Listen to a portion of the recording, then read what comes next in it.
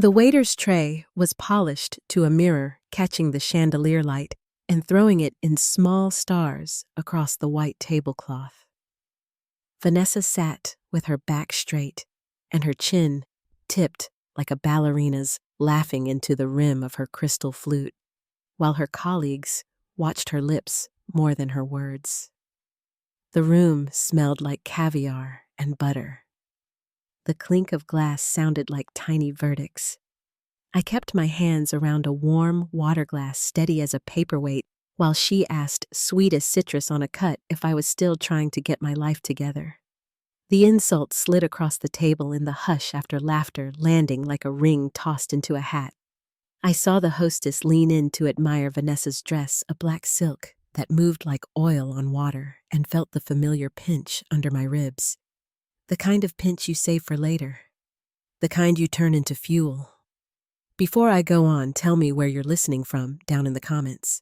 And if you've ever been treated like you didn't matter, tap that like button and share this with someone who'll understand. Make sure you're subscribed so you don't miss what comes next. To understand how one brunch taught me exactly what my life had been worth in my sister's eyes, you need to know where the quiet started. We grew up in a 2-story colonial outside Boston oak table with a water ring in the middle porch light that buzzed in summer. The faint smell of coffee in the mornings that never left the kitchen curtains. Dad brought home his briefcase like it held weather, opening it on the dining table as if the night's forecast was inside reports numbers, the story of how hard work wins.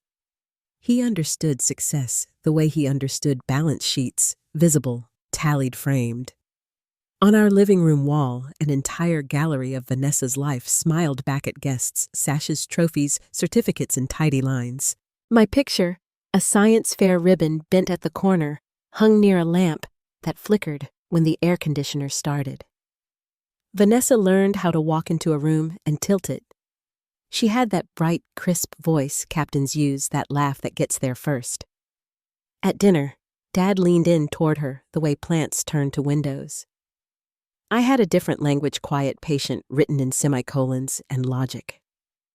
When things broke, I could make them work again.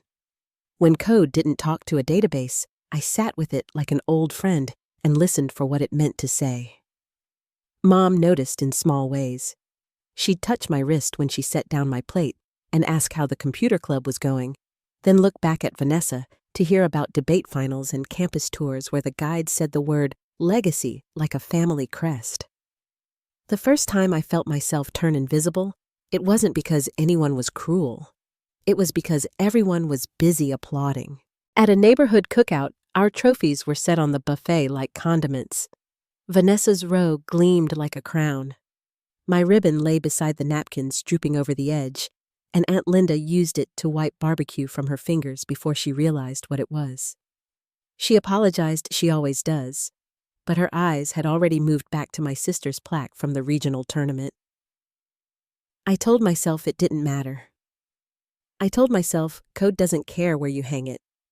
Senior year, when the big envelopes came, the house filled with helium and congratulations. Vanessa said Harvard, and the words seemed to change the light in our kitchen. Dad hugged her so hard, the chair legs lifted against the tile. When she left for Cambridge with a new suitcase and a winter coat that whispered when she walked, I started holding my breath for long stretches. Not to disappear, just to practice what it would be like if no one noticed. I chose the state university down the highway because its computer science program felt like oxygen. The lab stayed open late. The graduate assistants didn't look at their watches when I asked another question. The professor, who wore sweater vests and carried chalk in his pocket, told me my code had clean hands. My decisions sat wrong in our dining room. With your scores, you could reach higher, Vanessa said over pancakes, as if I had missed a step on a staircase. Dad flipped the newspaper open in a way that sounded like judgment folding. At school, I met an entire world of people who didn't care about last names. Servers who became friends after midnight. A librarian who slipped me the old manuals for half-broken machines. A janitor who let me into the building early because I looked like someone with a key. I built a small inventory program for a bike shop. The owner handed me a white envelope with $500 bills and said I saved him hours each week. I bought a used monitor with the money and sat on a folding chair in my apartment writing code, while the neighbor's TV murmured through the wall. I'd pause to stretch my hands, then type again, steady as rain. Back home on breaks, the air felt staged, like we were performing Family for Guests. Vanessa returned from business school with stories you could stack like dishes, round tables with CEOs, a photo with a senator whose smile made it to the mantel before dessert, an internship that included weekends on a boat with people who said portfolio with their eyes half closed.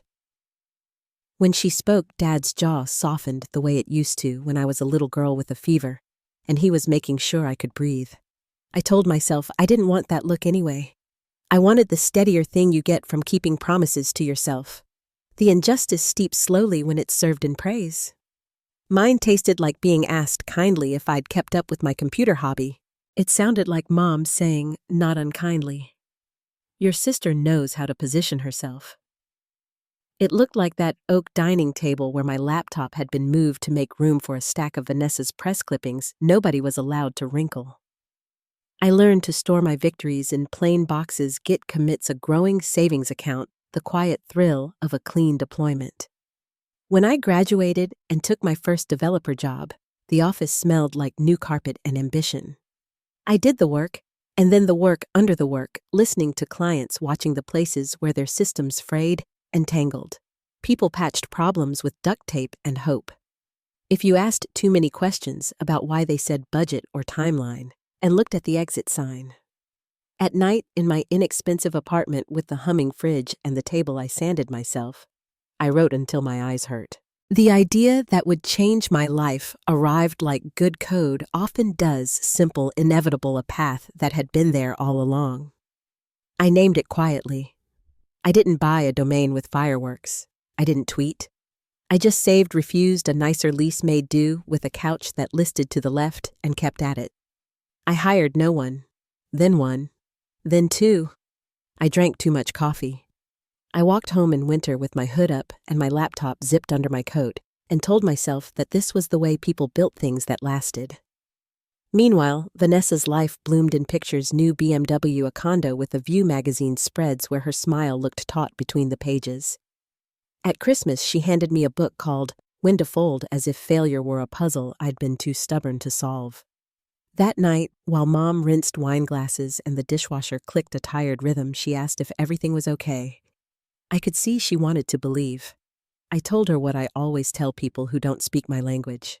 I'd rather show results than talk about potential. She nodded, relieved by any sentence that ended the conversation. I dried the glasses and watched our reflections warp in the curve of the crystal, two women trying to love each other through a fog of expectations. The year Vanessa made a 30 under 30 list. I missed the party. I was in a converted storage room above a deli where the heat came on grudgingly and the Wi-Fi stuttered whenever it rained. I watched a junior engineer I'd hired solve a problem that had taken me 2 nights. I told him that was excellent work and meant it. Outside, a bus hissed to the curb. Inside, the deli downstairs dropped a pan and laughed. I could have gone home, then curled into bed and let the noise fade. Instead, I opened a new file and kept building. The sound of the city was a metronome. I chose not to look at my phone when the pictures came through: Vanessa in a silver dress at a rooftop bar, Dad in a suit that didn't get much fresh air. If you want to know the exact shape of the injustice, it's in the way small stings become a net. Our cousin's wedding, where Vanessa kissed my cheek and asked if I'd found any actual paying customers yet, then introduced me as Between Things. The family dinner, where she announced her new title, Senior Vice President of Enterprise Solutions, while I folded my napkin carefully and listened to the part where the office came with a skyline view. The porch light buzzed as we said goodnight, and when she stepped into her car, the leather sighed like a satisfied cat. I walked to the curb and let the cold settle behind my eyes until I could see. On a Sunday in early spring, rain threaded the city like needles. Vanessa texted to meet at Bellini 11 o'clock window table catch-up. Bellini always looks like a movie set, fresh peonies crowding the host stand, butter knives that feel heavy in your hand, a glass wall of champagne you can't look at too long without adding numbers in your head. I wore dark jeans and a blouse that didn't mind being folded into a coat pocket. She arrived with colleagues who fit the place like fixtures, and the air around her shifted as it always does to make room. She ordered the most expensive omelet on the menu without asking. When the champagne came, the waiter presented the bottle to her as if it had been waiting since sunrise. Her colleagues talked in clean bullets about the Tokyo office and Q3 realignment, and Vanessa let the current of their admiration lift her higher. I kept my voice even, shoulders relaxed, a steady buoy in someone else's storm. Then she leaned back smiling and asked the question that has lived rent-free in my chest ever since. "Are you still trying to get your life together?" There was nothing in her tone that admitted malice. She said it the way people say they're worried about traffic. Heather's smile pressed into her napkin. James checked the time as if cruelty had a schedule. I felt the old training rise: don't explain, don't defend, don't bleed in the water. I said something simple and true, the kind of sentence that lands on the table and stays there. And still, the room tilted toward her, the applause I couldn't hear beginning to gather in the corners. If you've never swallowed an insult in a place designed to make people feel important, know this: the throat learns the path. It tightens you. Breathe through your nose. You count the glasses on the table. You find the seam in the tablecloth and follow it toward the edge. You put your hurt somewhere with a lid. Outside, the rain brightened the street to a mirror. Inside, the chandeliers held steady. Vanessa launched into another story about a governor's roundtable and how some upstart firm had tried to steal a client until she saved the day. Her colleagues performed their roles, admiration with a hint of awe, the theater of corporate loyalty. I nodded when I should. I kept my counsel. I pretended serenity so completely it almost became true. When I excused myself to wash my hands, the marble in the restroom was cool enough to quiet my pulse. I ran water over my wrists and watched the drops gather, fall, gather again, small, reliable physics. My phone lit with a message from Marcus. All systems go. Tomorrow, 9:00 a.m. I inhaled, let it out slowly, and slid the phone back into my pocket. In the mirror, my face looked like the one I've carried since childhood, when I learned that dignity once chosen holds. I returned to the table. The rain had lightened. The room felt brighter, or maybe my eyes had adjusted. Vanessa was telling the waiter we'd take the check. He nodded, disappeared, and came back with a silver tray that caught the light and tossed it across our plates. He set it between us with a practiced bow, the way people offer news in public places. "The bill's been taken care of?" he said softly, and his gaze, just for a moment, found mine. Heather paused mid-sentence. James's hand stilled over his watch. Vanessa's smile stayed where it was not yet understanding. The tray gleamed, the paper seemed to glow, and the room held its breath. That was the moment I realized how long I'd been living invisible, and how close the rain was to ending. The silver tray still glimmered in the light, but the sound in the room seemed to vanish. For a long second, no one moved. Vanessa's hand hovered over her flute of champagne. Heather looked from the waiter to me, confused. Then the waiter spoke again, quiet but clear enough for every word to land. "Your card, ma'am." He turned the tray slightly toward me, and there it was, the navy blue corporate card embossed with my company name, Digital Nexus. The air shifted, subtle and sudden. I could hear the faint hum of the air conditioning, the scrape of a fork 2 tables away. Vanessa blinked once, then again, as if she could force the letters to rearrange themselves. "There must be some mistake," she said, her voice too bright, too sharp. The waiter only shook his head. "No mistake, Miss Wright. The manager recognized you when you arrived and asked me to extend our courtesy." Before I could reply, Vanessa snatched the card from the tray. The motion made the silver rattle against the glasses. She read the text once, then again, her lips parting as her face went pale. Founder and CEO. She whispered, her tone almost foreign. Heather leaned closer to see, and the color drained from her own face. James, who had been checking his phone, froze mid-scroll. In that still moment, I felt the truth roll through the table like a quiet tide. The manager appeared a moment later, smiling warmly, unaware of the storm forming in our small corner of the restaurant. "Miss Wright," he said, extending his hand to me. "Such a pleasure to have you back with us. Your recent feature in Business Innovator was outstanding. 300% growth in 18 months, and that Federal Reserve contract. Impressive." He shook my hand gently, then nodded to Vanessa and her colleagues. "We value our partnership with Digital Nexus. The meal is on us today." When he left, the table was silent. The kind of silence that exposes every small sound, a glass settling a napkin, sliding the tremor in Vanessa's breathing. She looked at me across the white linen eyes, wide voice trembling. How is this possible?" she asked. "What is going on, Brena?" The question carried years of disbelief. I met her gaze, calm but steady. "It's not a mistake," I said quietly. "Digital Nexus is my company." Heather's fingers tightened around her champagne flute. "The same Digital Nexus that just—" She stopped herself, swallowing hard. "The one that's been making headlines in our industry?" I nodded once. James looked down at his phone, his thumb moving quickly across the screen. When he looked up, his expression was different, part disbelief, part awe. "It says here, your company's valued at over 200 million. He looked at me as if seeing me for the first time. Vanessa sat frozen still, clutching my card, like something that might burn her hand. "This can't be real," she whispered. You were working out of a shared office. You were struggling." Her words wavered somewhere between memory and denial. I took a slow breath. "That was years ago. Things changed." Her lips tightened. "Then why didn't you tell any of us?"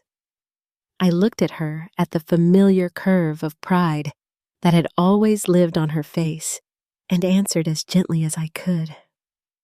"Because it wasn't something you would have believed." For a moment, the room tilted between silence and chaos. Heather muttered something about needing to make a call. James pushed back his chair abruptly, mumbling that he had another appointment.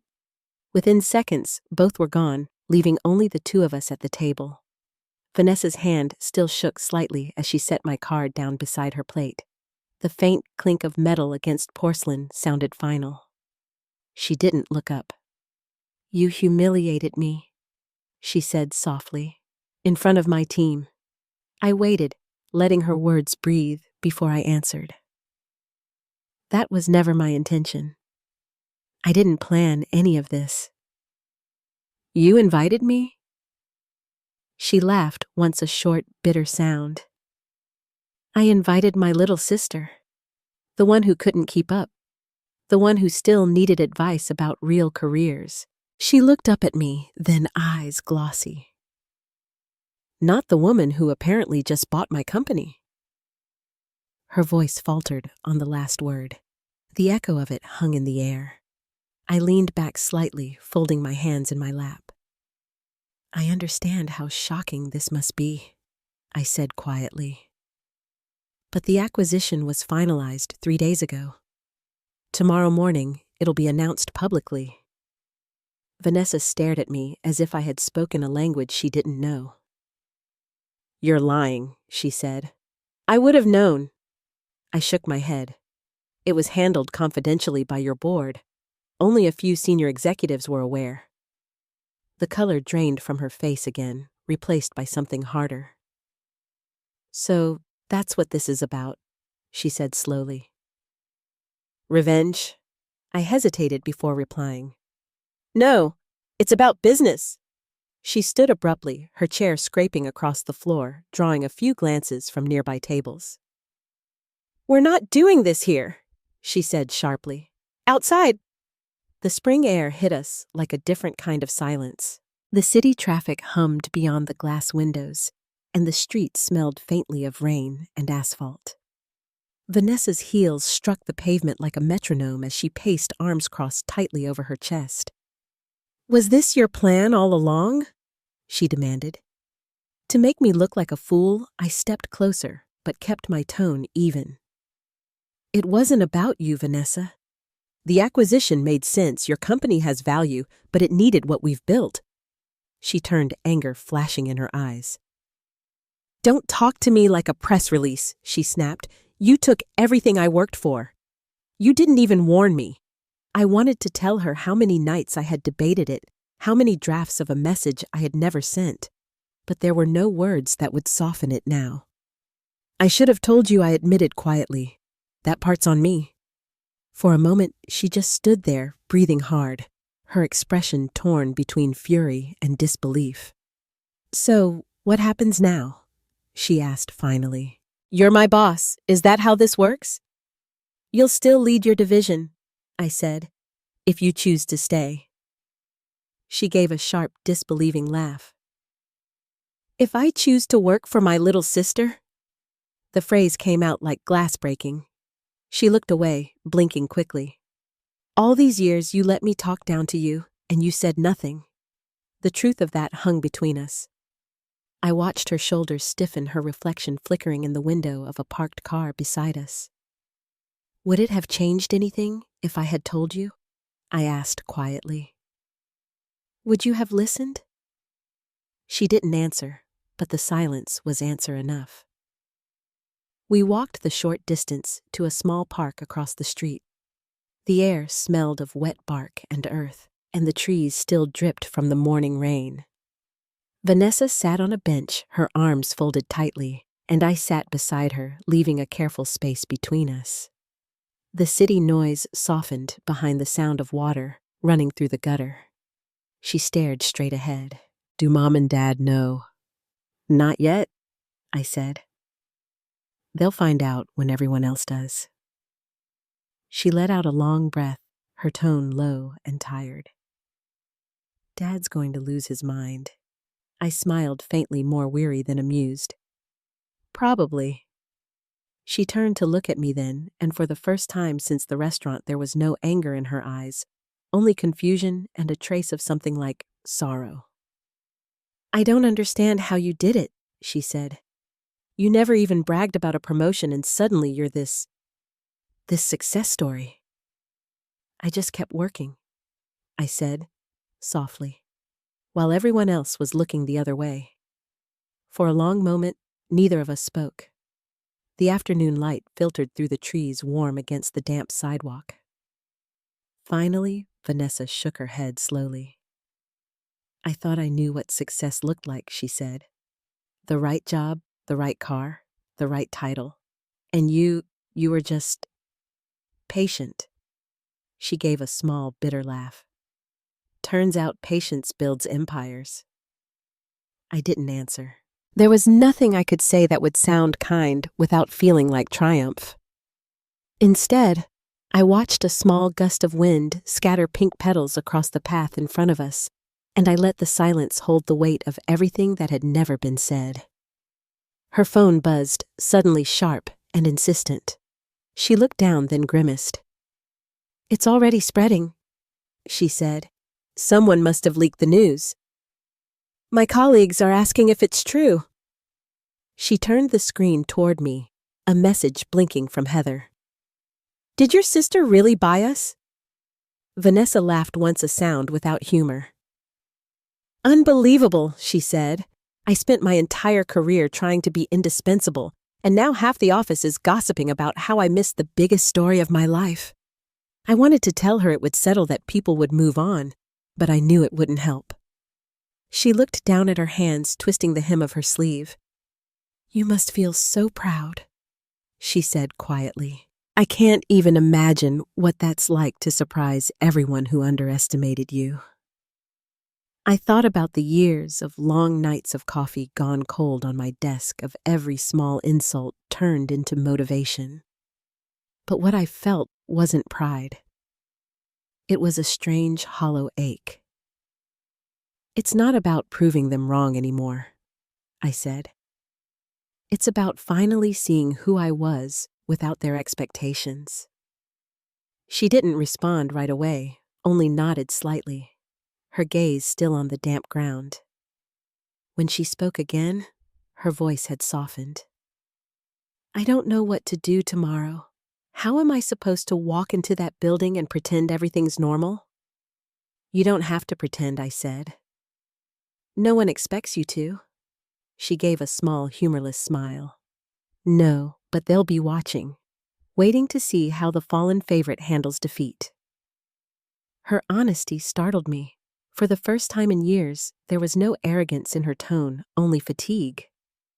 I turned toward her. "It doesn't have to be defeat," I said quietly. "It can be a start." She looked up, eyes glassy in the fading light. "A start of what?" "Something better than competition," I said. "Something where we both win." She gave a long, slow exhale, then looked back at the street. The sky had turned a soft gray blue, and the hum of traffic grew steady again. When she stood, I stood too. "I need to go," she said. "There's an executive meeting tonight. I'm sure I'll find out everything there." She took a few steps, then turned back. "Do me one favor," she added, her voice lower now. "Don't tell Mom and Dad yet. Let me catch my breath before the next explosion. I promise," I said. For a moment, her expression softened. Then she nodded, adjusted her bag on her shoulder, and walked away down the sidewalk, her heels sharp against the wet concrete. I watched her until she disappeared into the crowd, her figure absorbed by the city's rhythm. When I finally headed home, the evening light stretched long and gold across the buildings. My phone vibrated once in my pocket, a message from Marcus confirming the press release for the next morning. I looked at it, then slipped the phone away, choosing silence. The city around me buzzed with its usual certainty, but something inside me had shifted. For the first time, I wasn't the invisible one anymore. And yet, standing in that new light, I felt the faintest ache, the knowledge that even truth, when revealed, comes with a cost. As I reached my apartment, I paused under the porch lamp before unlocking the door. Somewhere downtown, Vanessa was facing her colleagues, her pride unraveling thread by thread. I wished I could take away the sting without undoing the truth, but I also knew that some reckonings arrive only when silence ends. Inside, I turned on the kitchen light, the soft hum filling the quiet space. My reflection in the window looked calm, maybe even peaceful, but I could still feel the weight of what tomorrow would bring: headlines, questions, and the first real test of whether family could survive the truth. The morning arrived, wrapped in gray light and the steady hum of the city waking up. I poured coffee into a mug and stood by the window watching mist rise from the street. My phone buzzed every few seconds, messages from reporters, congratulations from colleagues, and notifications I didn't open. The official announcement had gone live at 9, just as planned. Digital Nexus acquires LuxCorp in strategic expansion. The headline looked sharp and clean, but behind those words were the hours of silence, exhaustion, and restraint that no press release could ever explain. By mid-morning, my inbox overflowed. Marcus called from the office, calm as always. "Press conference is at 1, he said. Media requests are being filtered. LuxCorp's board will release their own statement within the hour." I thanked him, then hesitated. "How's the tone from their side?" He paused long enough for me to understand. "Mixed. Shock mostly. Some relief. A few bruised egos. I knew what he didn't say." Vanessa's name hung quietly in that space. She hadn't called. I pictured her walking through the glass doors of her company, hearing the murmurs that spread faster than any memo. There's no script for what to do when the story changes mid-sentence and your name is still on the letterhead. At 11, my parents' number flashed across the screen. I considered letting it ring, but the weight of obligation won. Is it true? My father's voice came before any greeting. Behind him, I could hear the murmur of my mother's worry. I told them yes, the acquisition was real, and yes, it was mine. He exhaled the sound somewhere between disbelief and admiration. How he asked softer now. You built something that could buy Vanessa's company? I walked to the kitchen counter and traced my finger along a faint coffee ring. I just worked hard, I said. For a long time. My mother's voice joined gentler but trembling. We didn't realize. Brena, why didn't you tell us?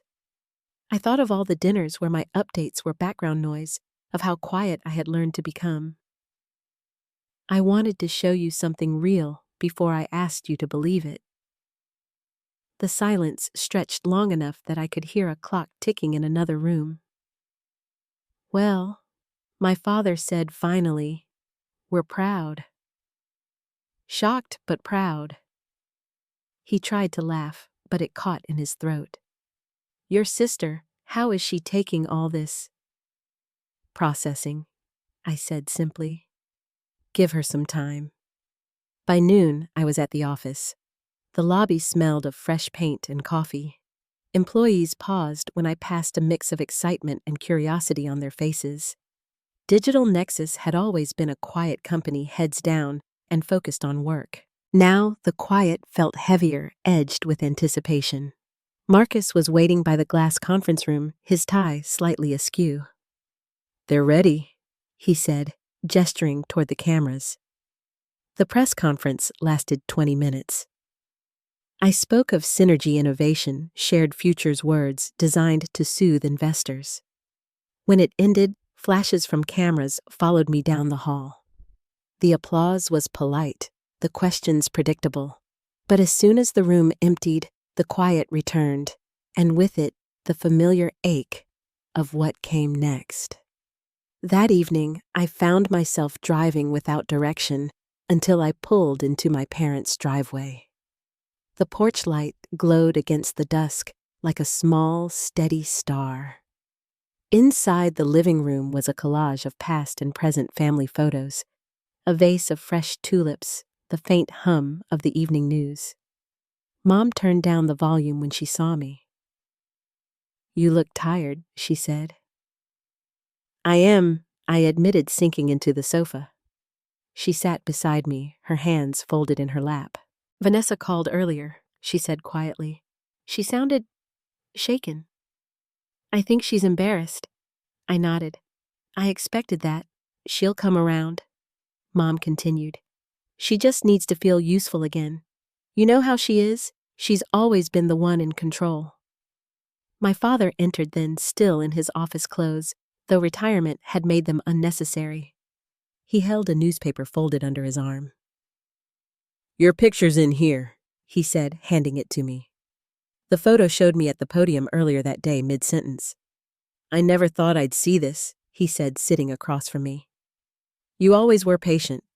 I used to think it meant you lacked drive. I was wrong. It should have felt good to hear that.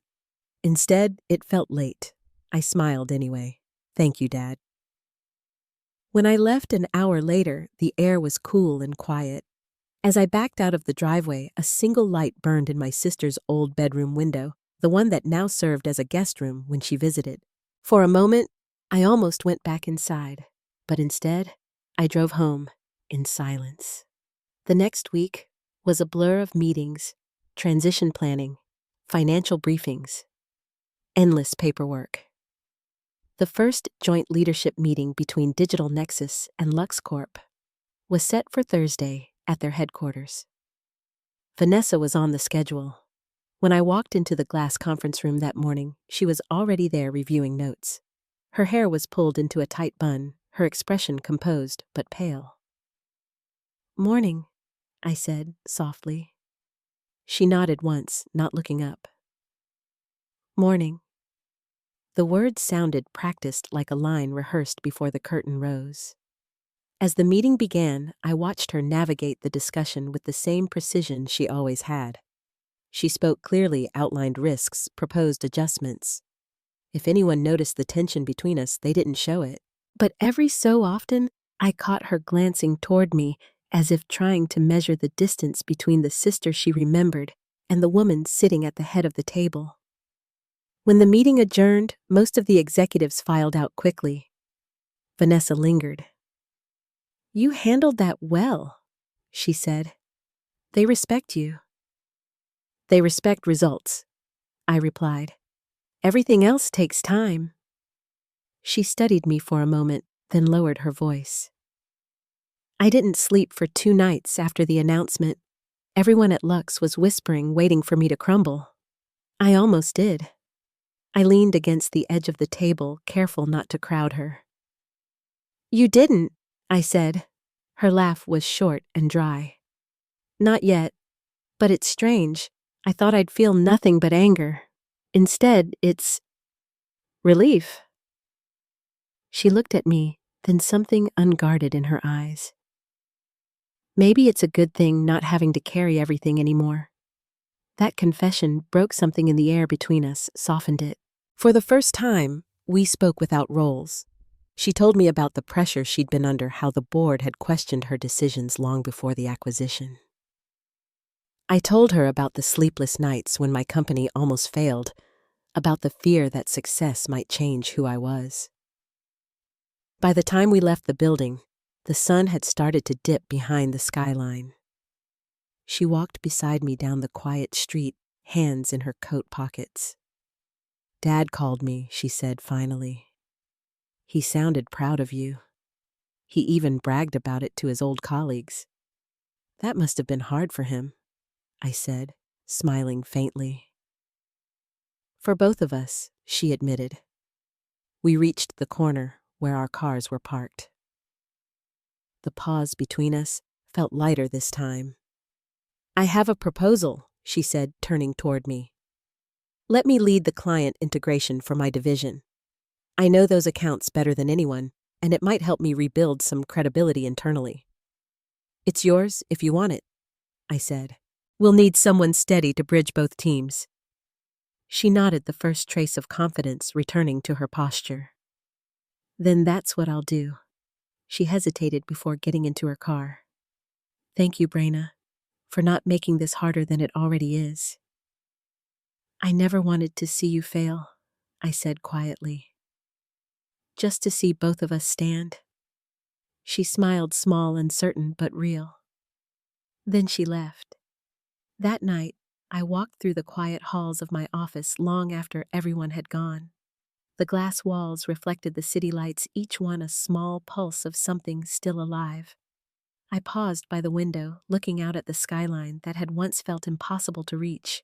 Success had changed the view, but not the person standing behind the glass.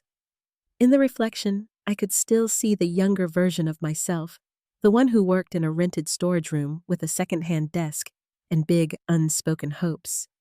She looked tired, but certain, and for the first time, I let myself feel proud of her. The following morning, Vanessa sent a short email. "Starting integration planning today. We'll keep you updated. V." I read it twice, smiling at the simplicity of it. It wasn't apology or reconciliation, but it was something stronger: engagement. Over the next weeks, the tension that had defined our lives began to ease into something new. She stopped flinching when people mentioned my name.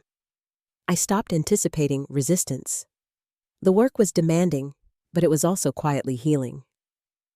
One evening, after another long meeting, she stood by my office door with a folder in her hand. "We're ahead of schedule," she said. "I think this might actually work." "It will," I said. She hesitated, then added softly, "You were right about me needing time." "We both did," I replied. When she left, the door closed without a sound. The quiet that followed wasn't empty anymore. It felt earned. Outside, the city moved with its usual certainty. But somewhere beneath the noise, something in our family story had finally started to change direction. And as I turned off the office lights that night, I realized the distance between us had never been as wide as it once felt, just hidden beneath too much pride, waiting for truth to clear the space. The days that followed blurred into long hours and quiet evenings. Every morning, I arrived at the office before sunrise, the city still gray and half asleep outside the windows. Vanessa did the same. Her car was often already in the lot when I pulled in headlights off her silhouette steady behind the glass of her office. We rarely spoke about the past anymore. Our conversations were practical focused and strangely calm, budget projections, integration updates, client calls. But under that stillness, something gentler had begun to form, the way spring air lingers beneath the last frost. One Thursday afternoon, Marcus stopped by my office with a quiet smile. "She's been in the conference room all day," he said. "Says she's mapping the client transition herself." I looked up from my notes. "All day," he nodded. "Didn't even take lunch. Thought you should know." Then after a pause, "She's good at this, Brena. The team trusts her." I knew he was right. I'd watched her rebuild piece by piece, calling clients, reassuring anxious employees, facing people who once whispered behind her back. The same confidence that once stung now served a purpose. It was strange how grace could look like strength when the sharp edges were gone. That evening, I walked past the glass-walled conference room. The lights inside cast a warm glow over piles of notes and color-coded charts. Vanessa sat at the center table, pen in hand, her jacket draped across the chair. She was frowning in concentration, but there was a calm about her now. A rhythm I hadn't seen since we were teenagers when she used to practice debate speeches in front of the mirror, determined to sound unshakable. I tapped lightly on the door. She looked up startled, then smiled faintly. "I didn't hear you. I didn't mean to interrupt," I said. "Marcus told me you've been here since morning. I lost track of time." She leaned back, stretching her neck. "I finally see how everything fits together. My old team knows the clients. Your people know the systems. It's like learning a new language. You have to listen first, then speak." I walked closer, scanning the neat diagrams spread before her. Every arrow was precise, every note clear. "This is good work," I said. "Thanks," she replied softly. Then with a small smile, "You sound surprised." "Not surprised," I said, meeting her eyes. "Just proud." Her expression softened. She looked down at the papers again, tracing one of the lines with her finger. "You know," she said quietly, "when I first started at Lux, I thought titles were the goal. The higher you climb, the safer you are. But I was wrong. Safety's a myth. You build it, or you don't have it." I nodded. "You're learning what I learned the hard way." She laughed gently, the sound easing the air between us. "And I made you learn it twice, for both of us." We ended the night reviewing the integration plan together. It wasn't dramatic or emotional, just steady and practical, the kind of collaboration that builds trust brick by brick. When we finally packed up, the office was empty and silent, except for the hum of the elevators cooling down for the night. As we rode down together, Vanessa turned to me suddenly. "Do you remember when you first told Dad you were going into tech?" I smiled at the memory. He said computers were a fad. He thought I'd end up fixing printers for a living. She laughed softly. He didn't mean it cruelly. He just didn't understand. I think we both inherited that from him, the need to prove things instead of trust them. We reached the lobby, and the glass doors slid open to the streetlight's glow. The air smelled faintly of rain, the kind that hadn't started yet but was close. "I'll drive you home," she said. "I'm fine," I replied. "You've had a long day." She looked at me for a moment, weighing something, then nodded. "All right, but text me when you get in." It was the kind of sentence that once would have sounded patronizing. Now it just sounded like care. Over the next few weeks, we found a rhythm that almost felt like peace. Our days were full, but the tension that once hovered between us had thinned to quiet understanding. She began stopping by my office unannounced sometimes to ask about strategy, other times just to talk. The conversations drifted toward family, toward the things we'd never dared to discuss before. One afternoon, she sat across from me with her coffee swirling it absently. "Mom told me you used to build computers in high school," she said. "I had no idea. You were too busy saving the world one debate trophy at a time," I teased. She grinned. "Probably true. I wish I'd paid more attention to you back then." I shrugged. "We were kids." She tilted her head. "No, I mean it. You were right there building a whole future in plain sight and I never saw it. That's on me." Her honesty disarmed me. I didn't say anything for a while, just listened to the low hum of the air conditioning and the sound of distant typing from the next room. When I finally spoke, my voice was steady but soft. "You see it now. That's enough." That evening, she sent me a calendar invite titled Integration Review Phase 3. But when I arrived the next day, she had turned it into something else. The large conference screen displayed a single slide with a photo of both our logos merged into one. "I thought we could announce this together," she said. "Digital, Nexus, and Lux. One brand, one direction." I looked at the slide, the clean design, the quiet symbolism of unity. "You did this?" "With the design team," she said. But the message, it needed both of us. She was right. That afternoon, we stood side by side on stage before employees from both companies. I spoke first careful and composed. Vanessa followed her tone, warm and confident, weaving history with hope. When the applause came, it felt different this time, steady collective whole. Afterward, in the quiet of my office, she stopped by again, her voice almost shy. "I think we pulled it off. You did more than that," I said. "You turned a merger into a beginning." She hesitated by the door. "Can I tell you something strange? Always?" She smiled faintly. "This working beside you, it's the first time in years I've gone home without feeling like I'm performing for someone." I didn't know what to say to that, so I just nodded, letting the truth settle between us. That weekend, she invited me to dinner at our parents' house.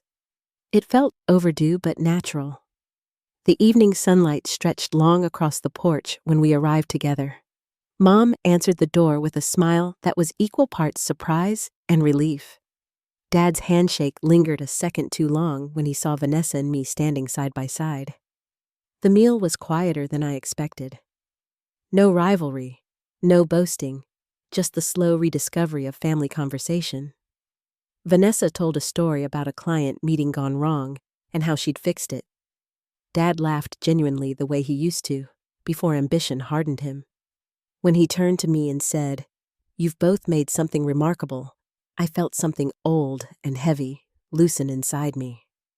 After dinner, I walked out to the backyard. The air was cool, carrying the scent of lilacs. The porch light threw a soft halo across the grass. Vanessa joined me, 2 mugs of coffee in hand.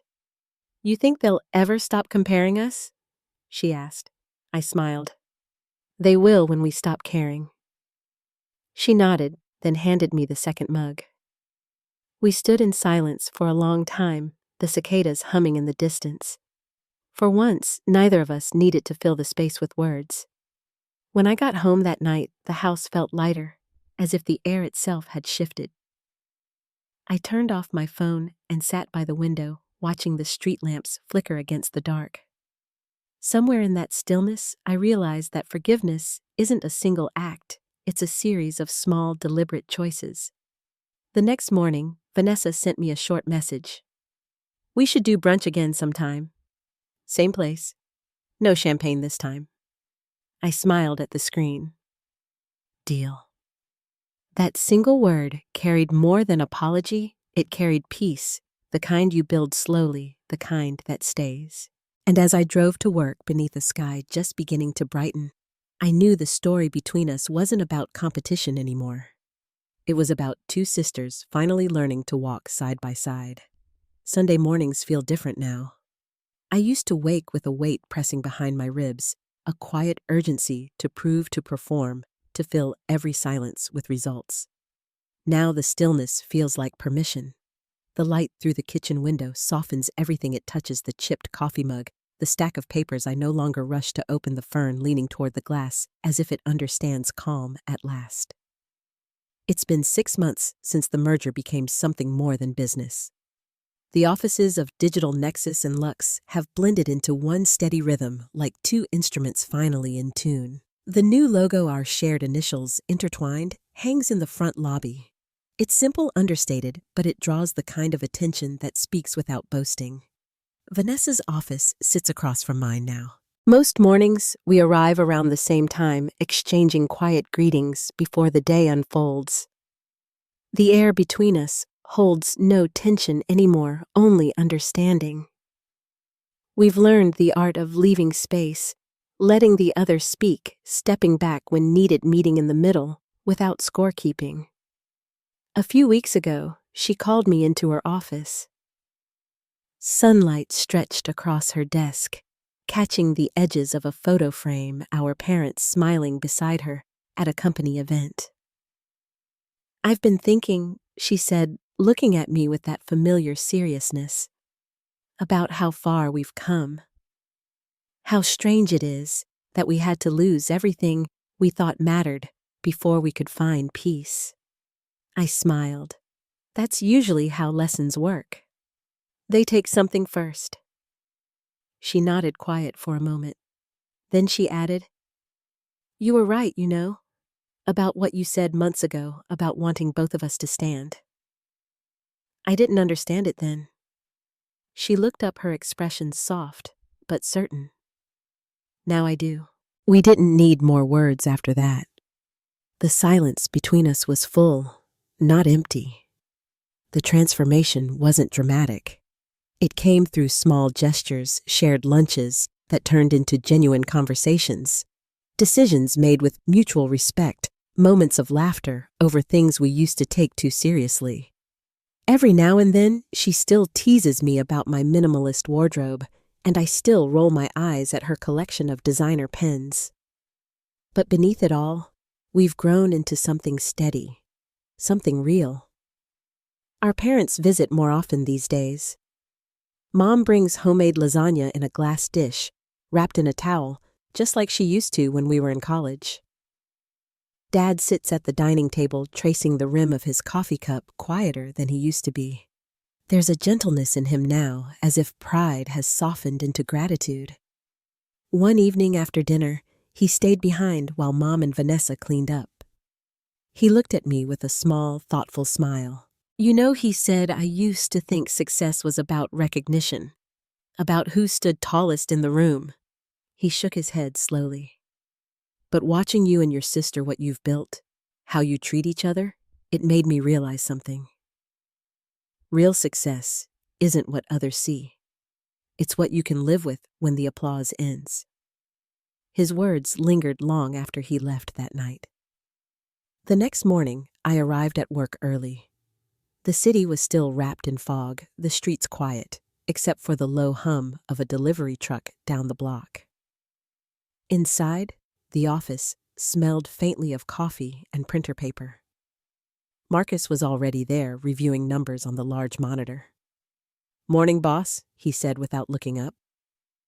"Morning," I replied, setting my bag down. "You're here early." He smiled faintly. "Old habits. I like the quiet before everyone shows up. It's when the day feels possible." I understood that feeling. There's a kind of peace that comes from being surrounded by what you've built. Not the walls or the logos, but the people who believed in you when the outcome wasn't certain. Later that afternoon, Vanessa stopped by with 2 tickets in her hand. "Mom's hosting a charity gala next weekend," she said. "She wants both of us there this time." I raised an eyebrow. Both, she repeated, grinning. "And she insists we sit together." I laughed, shaking my head. "I'll be there." The gala took place in a restored theater downtown, all gold trim and velvet seats. The chandeliers sparkled above a sea of soft chatter and clinking glasses. For the first time in years, our family occupied the same table without strain. Mom leaned close to whisper jokes between speeches. Dad told the waiter we'd earned the good wine tonight. And Vanessa, poised as ever, spoke briefly on stage about community and innovation, her voice steady, her gratitude genuine. When she returned to the table, she leaned toward me and whispered, "You know, I finally like public speaking again." "Why's that?" I asked. "Because this time I'm not performing."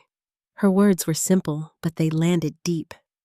Later that night, I walked out onto the theater balcony while the band played softly inside.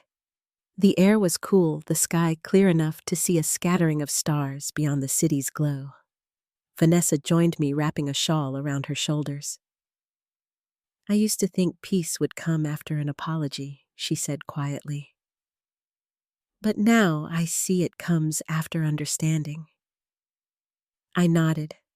Apologies fade. Understanding stays. She smiled. "You always did speak like an old poet." We stood there for a long time side by side, saying nothing more. The music from inside drifted through the doors, slow and melodic. Beneath it, I could hear the faint hum of traffic and the city moving forward, steady, alive, forgiving. When the night ended, our parents hugged us both, lingering a little longer than usual. Mom whispered, "You girls make us proud," and this time, neither of us needed to deflect or minimize it. The following week, I took a day off, no meetings, no emails, no agenda. I drove north along the coast, where the air smelled of salt and pine. The sky stretched wide and pale blue above the water. I parked near a small overlook, the kind of place where time feels slower, and sat on a weathered bench facing the horizon. The sea was calm, the waves small and rhythmic. I watched the sunlight catch the surface, turning it silver for a breath before fading back to blue. Somewhere between the sound of the wind and the whisper of the tide, I felt it, a stillness that wasn't empty, but full of everything that used to hurt, now softened by time. My phone buzzed once on the bench beside me, a message from Vanessa. "Mom's Sunday dinner, 6 o'clock. Don't be late. She made your favorite." I smiled, slipping the phone back into my bag. For a long time, I sat there, listening to the sound of the waves against the rocks. The air was cool on my skin, the light warm on my face. Everything felt balanced, the noise and the quiet, the past and the present, the spaces we'd all learned to leave open. People talk about revenge as if it's an ending, but I've learned it's not.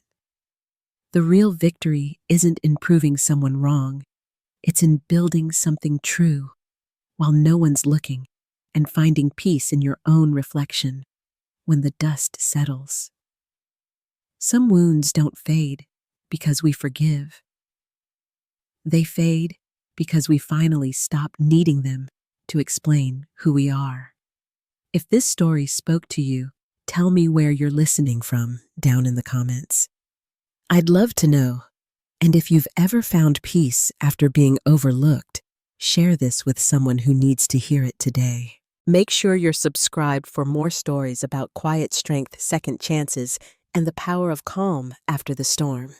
And remember, sometimes the softest kind of victory is simply living well with both hands open to peace.